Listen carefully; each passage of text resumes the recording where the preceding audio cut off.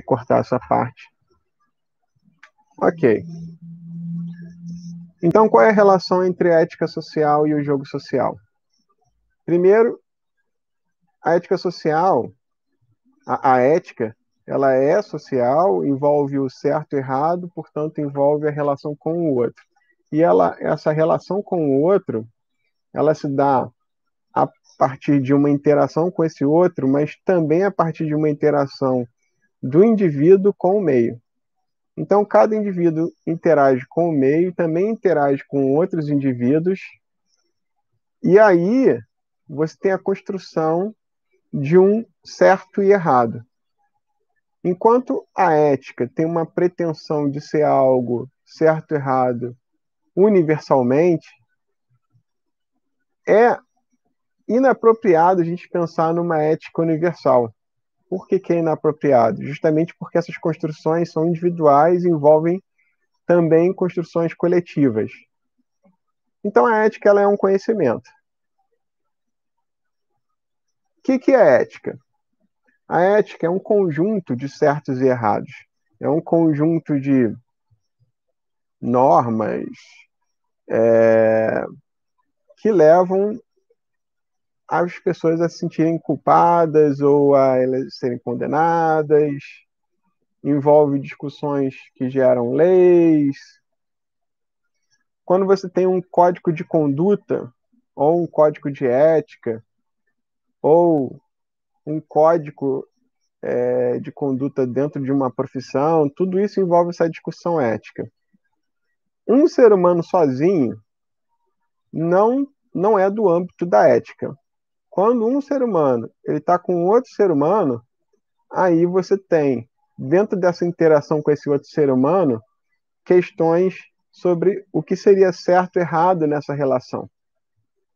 Então, individualmente, nós não temos essa dimensão do certo e errado. Então, essa dimensão do certo e errado ela é construída. Ela é construída. Veja, se você sozinho, sem mais ninguém, não existe um certo e errado, porque não tem essa interação com o outro para que as ações recebam essa valoração de certo e errado, o certo e errado ele não é anterior à sociedade. Ele não é anterior a seres humanos interagirem entre si. Então a ética não tem como ser universal. Por quê? Em todo momento em que o indivíduo estiver sozinho, esse indivíduo ele não vai estar sob a alçada da ética. Mas, se ele esteve em sociedade, mesmo que ele passe a ficar sozinho, ainda assim existe essa dimensão ética. Porque por mais que agora ele não esteja em contato com outras pessoas, esse contato existiu, dando surgimento, dando origem a essa ética. Então a ética, ela é também um conhecimento, no sentido de que todas aquelas informações, todo aquele mundo à sua volta interage com você e você interage com essas informações, processa essas informações e transforma essas informações em conhecimento. Se houver um interesse, porque se não houver interesse, você não vai ficar sabendo dessas informações e não vai transformar em conhecimento. Quando essas informações elas têm a ver com uma interação social, você, ao construir esse conhecimento sobre essa informação ligada a essa interação social, você pode, nesse conhecimento, valorar, atribuir um valor a essa interação. Essa interação, ela pode ser uma ação sua em relação ao outro, essa interação, ela pode ser uma ação do outro em relação a você, e essa interação, ela pode ser uma relação mútua. Mas no plano da ação, nós temos apenas uma dimensão dessa interação sua com o outro. Tem uma outra dimensão, que é a própria dimensão de outras informações, cor, cheiro, fala, o que a pessoa está expressando com o corpo dela, o que ela representa para você, se você está afim dela. Tudo isso também é interação. Então, não são apenas as ações que vão gerar, não são apenas as ações que vão gerar a valoração da ação como certo e errado.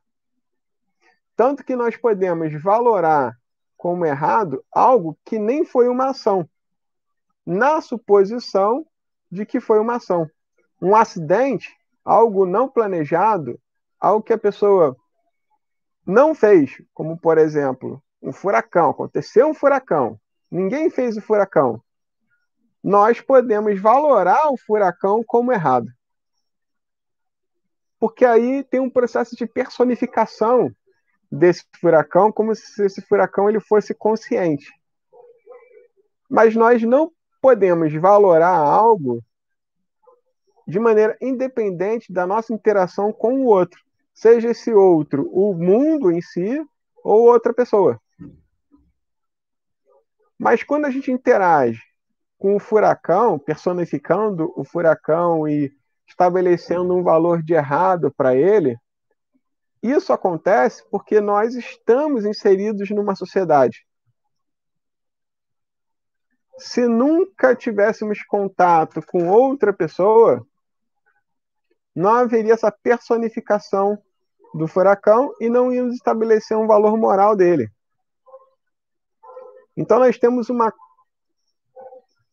confusão de que a gente pode ter uma ética universal e uma confusão de que nós podemos ter uma ética independente do meio social em que nós estamos.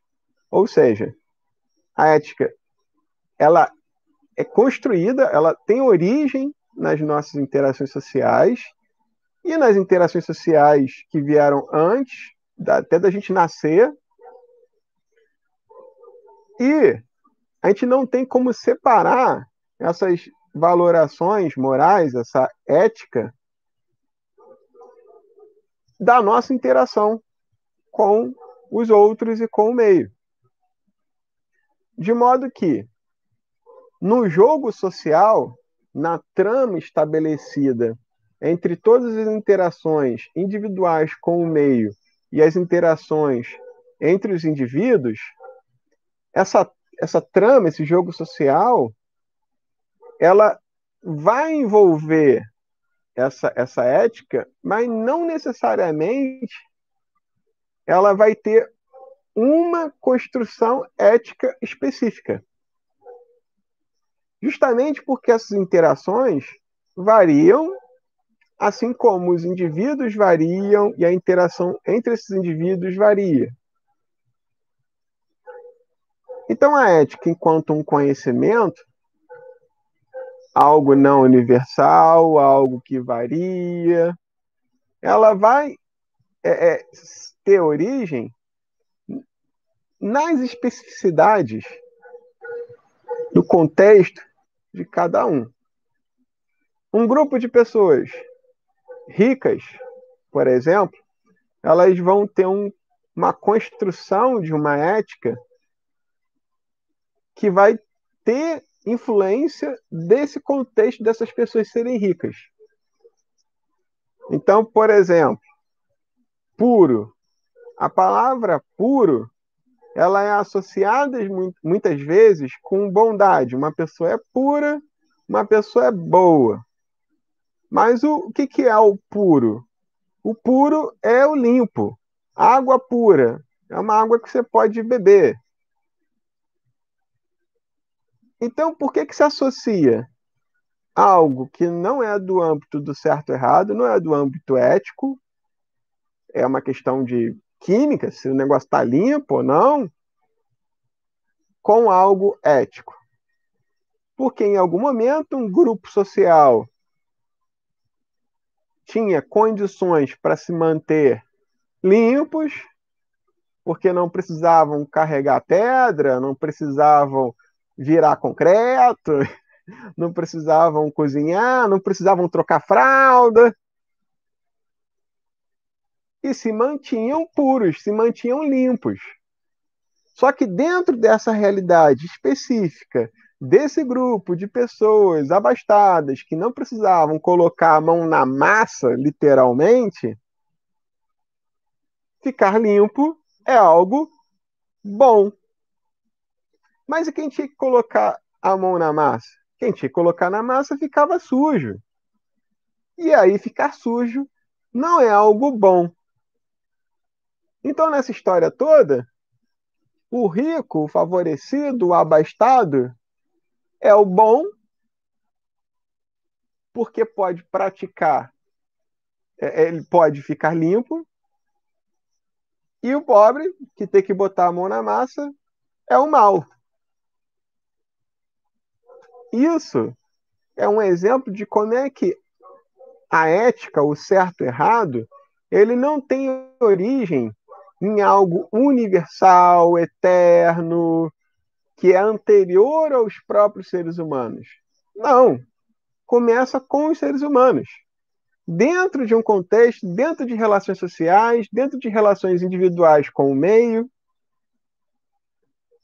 A própria religião, ela está ligada à sua origem e às transformações sociais pelos quais passou o entorno dela. Todas as religiões, elas são frutos históricos, não são frutos de algo anterior a esses movimentos históricos. Então as religiões elas surgiram a partir de a escravidão de um povo, ou de uma revolução, de uma guerra, de uma disputa, de um questionamento filosófico, de uma busca por respostas, por algum desastre natural. Daí que surgem essas religiões, onde você vai ter um conjunto de regras morais em que o objetivo ali é conectar o indivíduo com algo maior do que ele. Isso está intimamente ligado a algo instintivo de sobrevivência. O ser humano instintivamente quer sobreviver, e se ele está diante de uma situação difícil, uma situação calamitosa, uma situação complicada, ele busca algo para continuar. Seja uma vida eterna, seja uma continuidade a partir de seus primogênitos, seja algo familiar, como uma base de um sistema moral. Mas todas as religiões elas vão ter como base não um certo e errado universal. Não vai ter anterior aos seres humanos esse certo e errado. Esse certo e errado ele surge com os seres humanos. E diante de situações muito problemáticas, muito complicadas, as pessoas apelam a algo invisível para solucionar esses problemas que eles não são solucionáveis. O que faria um indivíduo abdicar de sua própria vida em prol de seus filhos? Não faz sentido. Então, como é uma situação problemática não ter comida para você nem para os seus filhos, entra a religião como uma forma de você conciliar a ação impossível, a ação ilógica, com a necessidade de uma ação para garantir a sobrevivência. Não necessariamente sua, mas de uma espécie. Então, a ética nesse jogo social, ela está ligada aos movimentos históricos, aos movimentos individuais e sociais, mas não a algo eterno. Então, como é que a gente sabe o que é certo e errado? Se pensarmos, por exemplo, vou fazer o que eu gostaria que fizessem por mim. e não vou fazer o que eu não gostaria que fizessem para mim. E isso daí seria universal. Ainda é um problema, porque cada pessoa tem interesses diferentes, tem gostos diferentes, tem entendimentos diferentes. Então, algo que eu não gostaria que fosse feito para mim, talvez outra pessoa tá doida para que façam com ela. Ou o contrário, algo que não fizeram com você, você tá doido para que façam com você. Ou algo que fizeram para você, você não gostou, mas em outro momento de sua vida, você vai gostar.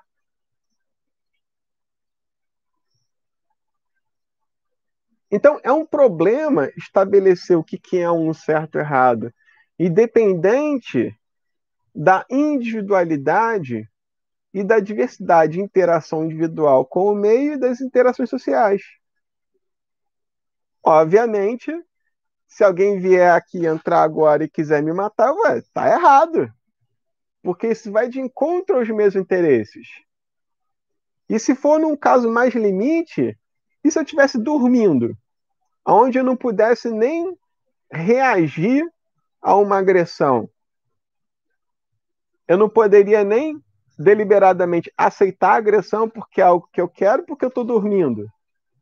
Nessa situação, seria certo ou seria errado a agressão? Porque eu estou dormindo, eu não posso nem escolher. Mas, independente desses casos de limite serem problemáticos, os fatos são: eu só consigo pensar nesses exemplos que eu estou dando agora, de pessoas querendo me agredir enquanto eu estou dormindo, por causa do contexto onde eu estou, por causa das experiências que eu tive, por causa da cultura que eu vivo. Se eu tivesse em uma outra cultura que eu não consigo nem imaginar qual é, eu não pensaria nisso, eu pensaria em outra coisa. Então, como é que a gente pode escapar da órbita do nosso contexto, do lugar onde a gente vive, de nossa cultura, de nossas relações sociais, de nossa relação pessoal com o meio, para estabelecer o que é um certo e errado, independente disso? É problemático. Então, o que se faz em termos desse jogo social? Você faz um, também uma mistura, também uma trama, aonde se estabelece certas coisas como certas e erradas, com a pretensão de serem básicas, mínimas, para manter uma coesão social. Ah, não pode sair por aí batendo no amiguinho à torta e à direita porque você está afim.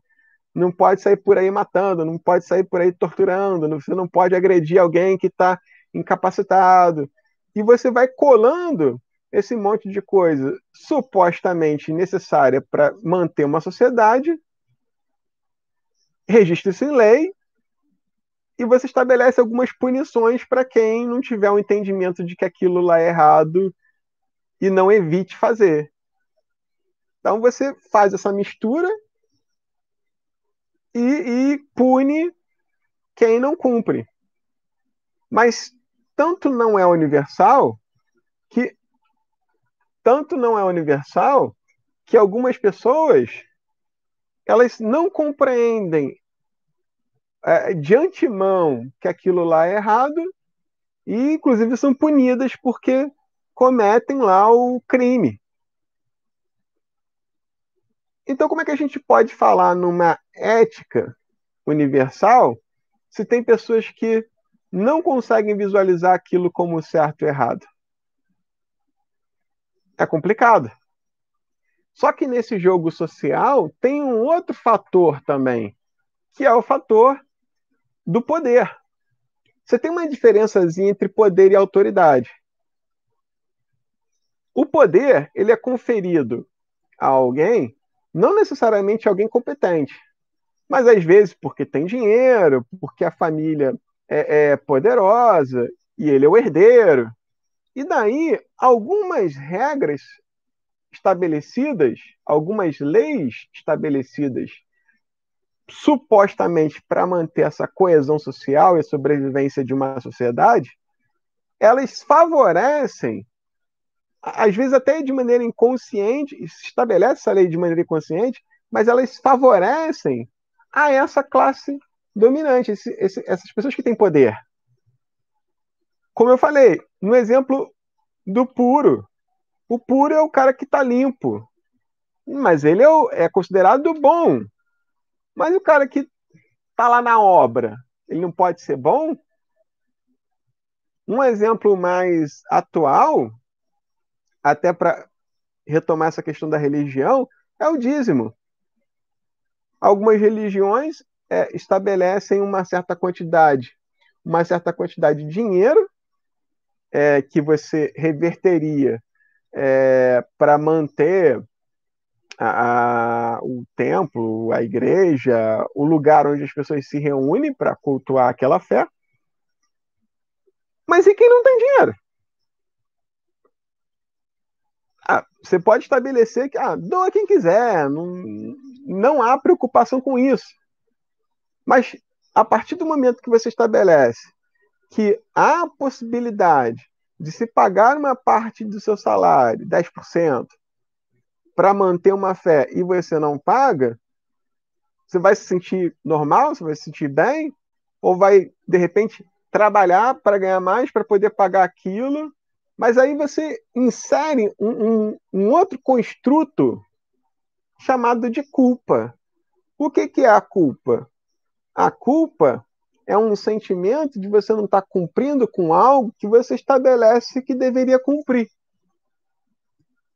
Mas aí, quem tem mais chance de sentir culpa por não pagar o dízimo?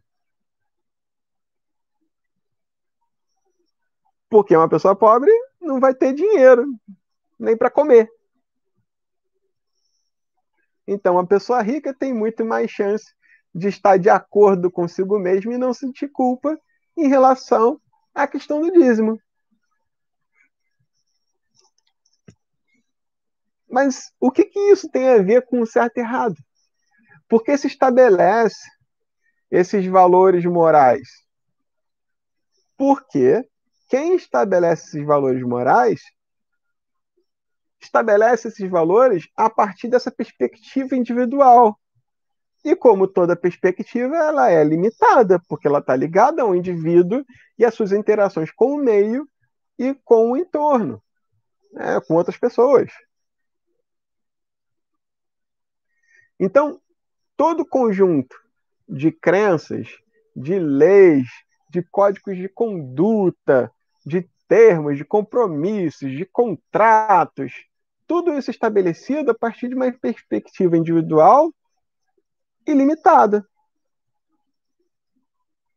E se você não questionar, se você não tentar se colocar no lugar do outro, você vai estabelecer um conjunto de certos e errados que ignoram esse outro e essa outra dimensão do outro.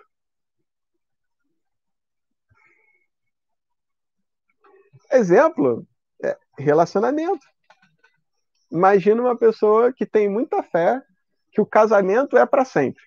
E aí, em algum momento, não tá legal, e aí decide terminar. Mas casamento é para sempre. Aí fica de um lado, casamento é para sempre, mas não tá legal, mas casamento é para sempre. E a pessoa implode, a pessoa dá curto, dá curto, dá curto, porque ela não consegue conciliar aquilo que culturalmente ou individualmente ela construiu como certo e errado com os próprios desejos dela.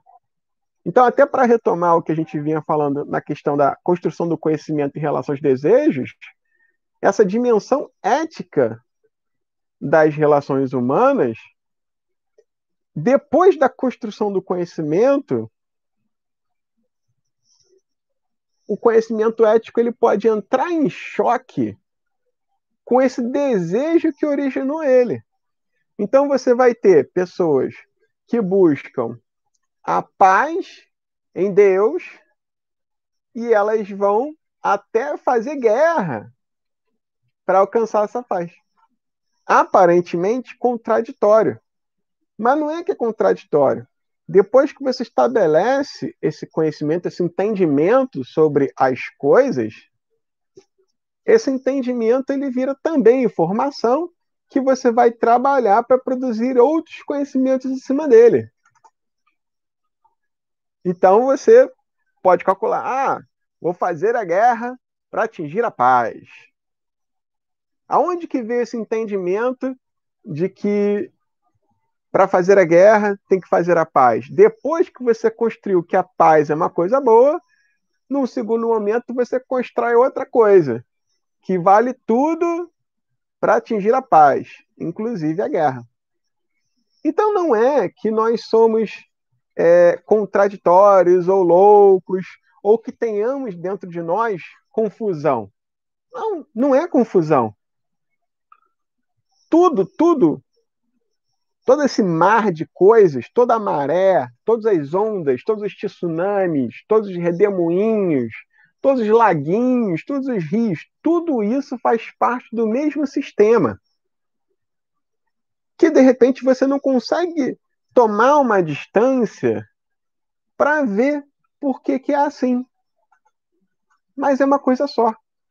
Se você reunir todas essas aparentes confusões e dilemas que você tem dentro de você e olhar um pouco mais distante, você vai ver que aquilo é uma coisa só. Que aquilo é uma resposta. Que aquela confusão, na verdade, é uma resposta. Mas eu não sei o que fazer. Isso já é uma resposta. Mas eu não poderia escolher entre alimentar o meu filho mais velho ou alimentar o meu filho mais novo. Então, o que você vai fazer? Você vai fazer o que dá. É simples. Por que eu sei que você vai fazer o que dá?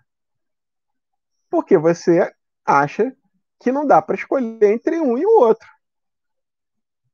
Então, você acha errado escolher um em detrimento do outro. Se você acha errado escolher um em detrimento do outro, você está escolhendo os dois. Então, você vai provavelmente dividir o que tiver entre os dois enquanto der. Que dilema que tem aí? Qual confusão que tem aí? É triste, é ruim, é desesperador, mas não é um dilema real. A escolha ela vai estar condicionada não a você decidir entre A e B, mas a você entender qual é a escolha que você tem que fazer. Porque se você entender qual é a escolha que você tem que fazer e se conhecer, você vai saber exatamente o que você vai fazer. Porque você fez todas as outras vezes e você percorreu N caminhos da mesma forma, segundo a mesma maneira. Então, todas as confusões, todos os dilemas em relação ao certo e errado, não se tratam de você tentar recorrer a um certo e errado universal. Se tratam de você entender a si mesmo. Porque essa ética, tudo aquilo que nossos pais nos ensinam, que a sociedade nos ensina, que a lei estabelece como certo e errado, foi estabelecida a partir de alguém. Foi construção de alguém. E quando você entra em conflito com isso, esse conflito é falso. Esse conflito é falso porque a dimensão ética, o certo e errado, ela é individual na interação com o meio e na interação com o outro. Sim, tem a ver com o social, porque, como a gente já falou, não tem ética sem a relação social. Mas parte de você. Então se trata de você se entender e não de entender o outro ou de entender as relações humanas. Então, para que você entenda o que você deve fazer diante das situações, se conheça. Se conheça. Então, onde que fica a ética? Onde é que fica a ética quando você pega uma informação, trabalha aquela informação, transforma em conhecimento e usa isso para manipular as pessoas, para enganar. Aonde que fica a ética? Dentro de você. Assim como se você decidisse não manipular as pessoas, aonde que está a ética? Dentro de você. E qualquer ética que você siga que não veio de dentro de outra pessoa. Mas você está em coerência com aquilo, concordando com aquilo, ou você vai entrar em choque, você vai questionar. Você vai questionar. Bom, obrigado. Desculpa aí o começo. Depois no YouTube eu vou cortar esses 6 minutos no começo que ficou meio embolado. Quem não pôde assistir tudo vai estar lá no canal gravado. Quem não entendeu algum termo que a gente falou, pode me perguntar aí no Facebook, no YouTube ou no Meeting. Obrigado, até a próxima.